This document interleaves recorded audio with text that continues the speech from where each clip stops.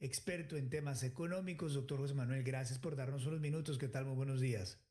Muy buenos días, Luis Carlos. Un saludo muy especial a usted, a todos los oyentes de Vélez por la mañana. Me complace mucho estar aquí. Hace rato no estaba. Hace Me, rato no estaba, sí, me- es mi culpa. Es que, me- oiga, doctor José Manuel, tanta vaina que pasa en Colombia. ¿Ah? me gané la lotería hoy. Oiga, doctor José Manuel, es que en medio de tanto escándalo, muchas veces se nos pierde de la lente el tema más importante en Colombia, que es el tema económico. Sobre el tema económico, quiero preguntarle, ¿qué está pasando con los títulos de deuda? Estoy viendo que ha habido mucho movimiento en las últimas horas y en los últimos días sobre la deuda colombiana. ¿Qué está pasando con nuestra deuda? Déjeme arrancar con eso. Mire, nuestra deuda está teniendo cifras históricas. El último dato que acaba de ser publicado habla de una deuda bruta del 65% del PIB.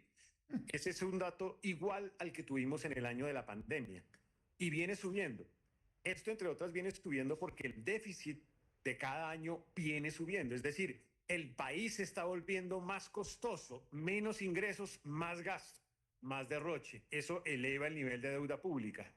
Y en tercer lugar, la deuda privada, la deuda pública local, o sea, la deuda en títulos emitidos localmente, casi que se ha duplicado con respecto a lo que teníamos en el año 2022.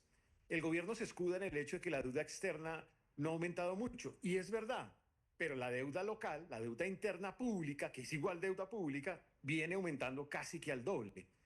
Todo eso, sumado a decisiones como, por ejemplo, la de suspender la regla fiscal sin razones, como la de modificar las retenciones en la fuente del impuesto de renta y otras más, aumentó el costo de los intereses de la deuda pública porque aumentó la prima de riesgo país. 50% más estamos pagando con respecto al primer trimestre del año 2022. Eso es una exageración, es un exabrupto.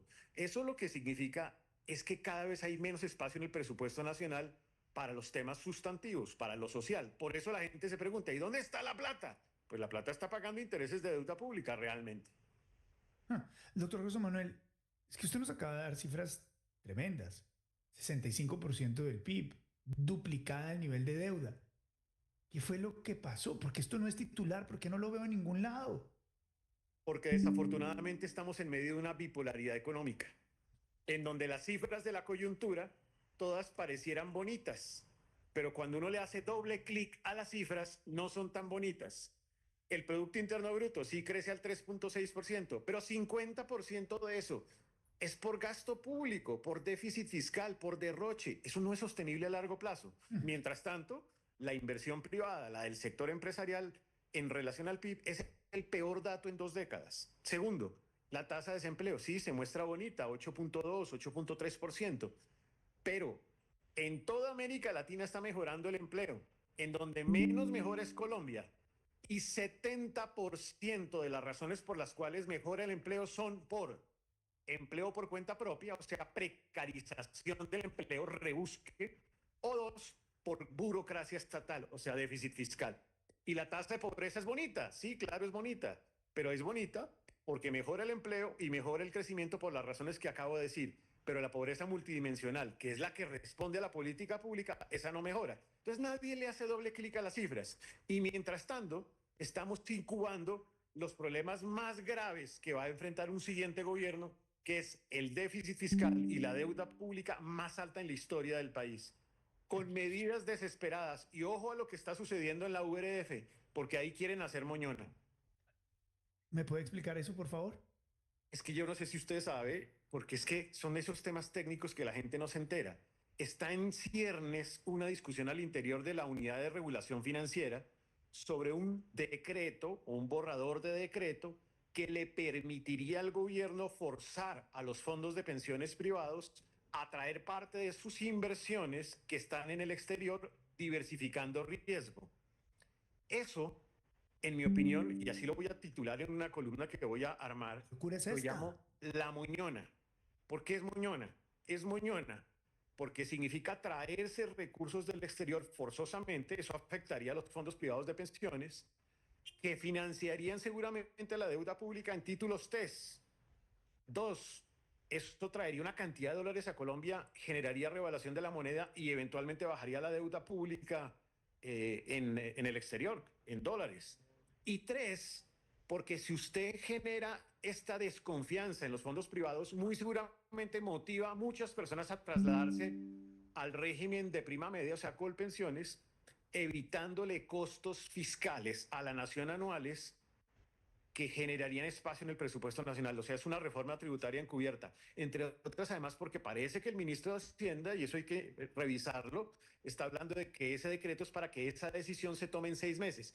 Esto, todo esto son medidas desesperadas. Wow. Yo creo que el gobierno está desesperado y la demostración de eso fue en la ley de financiamiento.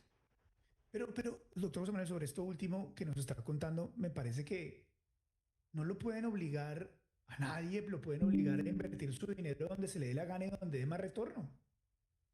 Y es que además ese ha sido el propósito de esa medida. La medida históricamente le permitía a los fondos de pensiones privados invertir en Colombia o en el exterior para garantizarle una mejor rentabilidad a ese ahorrador que tiene sus recursos, que son públicos también, pues porque son de las personas, justamente para obtener una mejor pensión.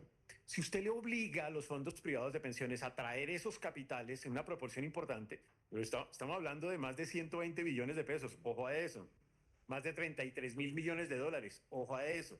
Si eso llegase a suceder, pues en el fondo esto puede generar primero el riesgo de tener que salir a realizar las inversiones y asumir un costo, el riesgo de no diversificar las inversiones y obviamente el riesgo de las generaciones que hoy en día tienen sus recursos de ahorros privados de pensiones que van a verse afectados con una medida como esas. Hay que estar muy encima de eso porque me parece que es peligroso. No tiene sentido. Doctor José Manuel, explíquenos un poco qué va a pasar, volviendo al tema de la deuda, el próximo año. Porque lo que tenemos entendido es que dentro de las negociaciones que se hicieron de deuda, se negociaron otra vez plazos y a partir del próximo año viene prácticamente una avalancha de pagos de deuda o que nos pone a renegociar otra vez la deuda en las condiciones que usted nos acaba de indicar o que nos obliga a hacer unos desembolsos que actualmente no tenemos. El gobierno lo que hizo es una jugada contable, si se quiere. Era tratar de disminuir los intereses de la deuda pública de este año, pateando la deuda hacia adelante. El gobierno es consciente de que va a llegar seguramente un nuevo gobierno y lo que está generándole va a ser una carga brutal al siguiente gobierno en deuda pública e intereses de deuda pública.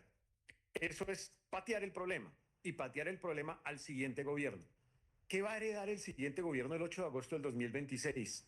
El peor escenario fiscal en la historia del país. Oh, Un wow. país que para ese momento va a ser déficit fiscal seguramente cercano al -8%. Sí. Deuda pública superior al 65%. Con esto, los dos datos anteriores serán los peores en la historia de Colombia. Wow. Reservas presupuestales, que son pagos del presupuesto del año anterior en el año siguiente, casi al doble de lo que históricamente tenía Colombia. La Caja de la Nación, no lo hemos hablado, Luis Carlos, ayer la Caja de la Nación estuvo en 1.4 billones de pesos. Históricamente ha estado entre 20 y 30 billones de pesos. Es una caída de más del 90%. La caja va a estar golpeada seguramente el 8 de agosto del 2026. Y además de eso, el presupuesto insuficiente porque no va a tener la financiación suficiente. Luego, ¿qué va a suceder? Lo que va a suceder es que el gobierno que reciba, pues no va a tener con qué pagar las cuentas. Ese va a ser el escenario al cual vamos a estar abocados. Y el problema va a ser que el ministro de Hacienda de turno o la ministra de Hacienda, ojalá mujer, que venga en ese momento, va a empezar a recibir las solicitudes de todos los ministerios. El Ministerio de Salud va a decir, yo necesito 60 billones para el problema de salud. El de Defensa va a decir, yo necesito 20 a 30 billones de pesos para fortalecer capacidades. El de Energía le va a decir, yo necesito 20 billones o 15 billones para pagar los subsidios de energía y gas. El de Educación lo propio. Este va a ser una situación muy difícil de sortear, muy difícil de sortear. ¿Por qué se desmadró todo esto? Porque yo creo que no hubo conciencia de seguir el camino que, entre otras, además, yo creo que siguió Ocampo. Yo, Ocampo, creo que siguió el camino que debía hacer, que era un camino de hacer el ajuste en gasto público, con las dos reformas tributarias generar los ingresos adicionales, pero el gobierno prefirió otra figura. La otra figura es gastarse, sobre todo en burocracia, en funcionamiento estatal, para tratar de mantener seguramente un proyecto político, establecer nuevas inversiones que no tenían fuente de financiación para tratar de alimentar el proyecto político y finalmente, con las incertidumbres que fue generando, elevó el costo del financiamiento y le dio menos espacio a esos gastos de inversión que el país necesitaba. Terrible, terrible Con realmente un cuando uno... agravante, y es que Sí, suspendió la regla fiscal, que significa no tener límite ni en déficit ni en deuda pública. no, es que cuando uno empieza a ver realmente, este debería ser el problema más grave que tenemos en Colombia. El de mayor análisis, el de mayor trascendencia, pero como hay tanto escándalo, como hay tanto problema, esto que es el tema del sostenimiento del Estado debería estar ahí, siempre permanente. Don José Manuel, como siempre, agradezco mucho por su tiempo, es un muy amable, muy gentil. Muchas gracias, Luis Carlos, y como para que no quede tampoco en el ambiente solo el pesimismo, hay posibilidades de salir adelante. Y hay posibilidades en sectores donde Colombia tiene potencialidad, en agrotecnología, en servicios basados en conocimiento, en las startups, en energías renovables, en turismo sostenible, en industria 4.0. Luego, no perdamos la esperanza, pero construyamos un país que sea consciente de los severos problemas que se van a heredar, porque no son menores y requerirán un trabajo en equipo muy profundo para salir adelante. Gracias, Sin Luis ninguna Carlos, duda, por esta invitación. sin ninguna duda. Me encanta ese final positivo. Doctor José Manuel, un abrazo enorme, cuídese, gracias. Gracias. Chao.